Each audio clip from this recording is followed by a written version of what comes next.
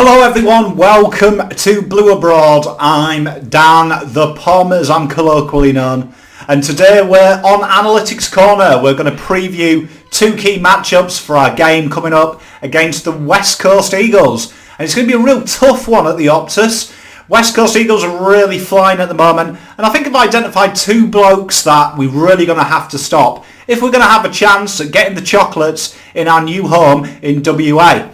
Now, the first guy that I've picked out is none other than Nic Naitanui. This guy has been in the papers recently because other ruckmen have really fired him up, and unfortunately for us, he looks like he's hit a good vein of form as he comes up against the mighty Blue Boys. As we can see, he's an 89 out of 100 ruckman, which is really solid when you take into account that traditionally over the last couple of years, he hasn't played an extended amount of game time, and they have kind of managed him. Now you look here, this season he's averaging just under 10 disposals, 0.3 marks, 2.2 tackles, 61.8% disposal efficiency and 172 metres gained. He's not some kind of guy that is going to really impact the contest around the ground in a traditional sense. One thing that Nic Naitanui does though is his presence. He really does create, even though hasn't got high mark numbers and he hasn't got any of that jazz, he really does create a contest in the way of his physical presence. He's a very physical ruckman, and one thing we have noticed in the last couple of weeks is his fitness levels are really high. He's really hit that vein, and that is a problem for Carlton because wherever he goes, he's a little bit like Cripper in the turn of his sheer size and stature, draws players to him, draws players out of position, and it creates opportunity for a very talented midfield brigade.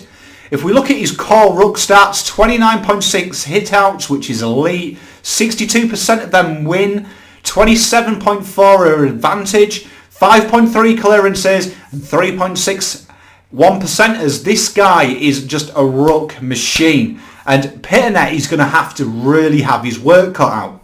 It's going to be a real intriguing matchup because when traditionally Nic Naitanui gives West Coast first use, when they're ahead on the clearance charts, when they're really getting the ball out of the centre with ease, this is where they pile on the pressure. They're a very clustery, scory team in this way, that once momentum swings their way, they do damage, like they did against the Cats this week, the weekend just gone.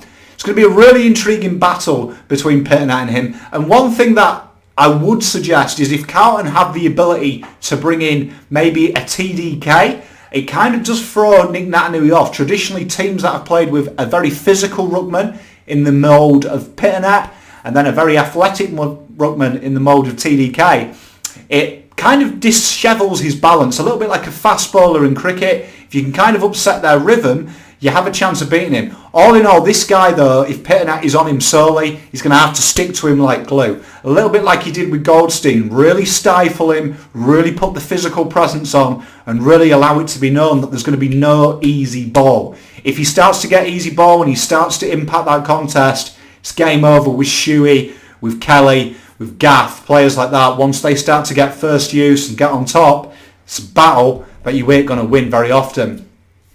Of them players we've picked out, and there was a load at West Coast, is Tim Kelly. 91 out of 100. And this guy in the last 3 weeks in West Coast Resurgence has really come to the fore. This guy is someone that hits targets and he's very proficient at it. 21.2 disposals per game, 13.1 of them are kicks versus 8 handballs, very kick heavy, 64.4 disposal efficiency and a staggering 403 metres gained. This guy is a one-stop shop for attacking prowess.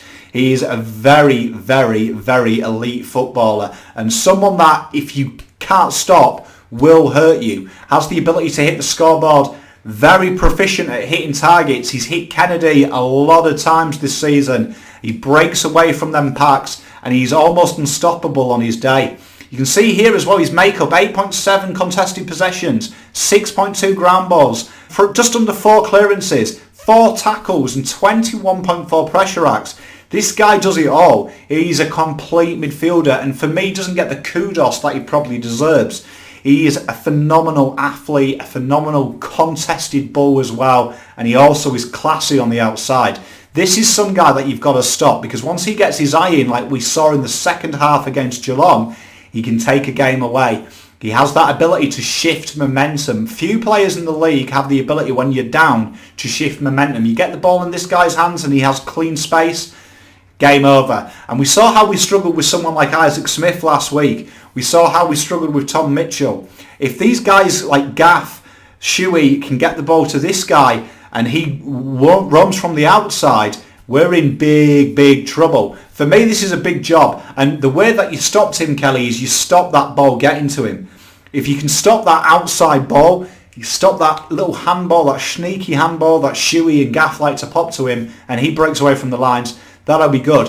For me, what you're going to have to do here is you've got to get Ed Kerner straight away on Gaff. Stop that little passage and interchange before it happens, and then really get someone to run with him and really stifle him at every opportunity. He's a very classy footballer, and for me, with his goal-scoring prowess, it's something that I think Sam Walsh could look to in the terms of great engine, great disposal getter. Tim Kelly has the same issues as him, so used to struggle with his efficiency by kick. It's something he's tidied up. It's going to be an intriguing matchup. Tim Kelly, though, for me, is a very big danger because his entries inside 50 in the last 3 weeks have been elite. They've been oscillating at 80% to kick to mark. So that is 80% of the time his inside 50s result in a set shot.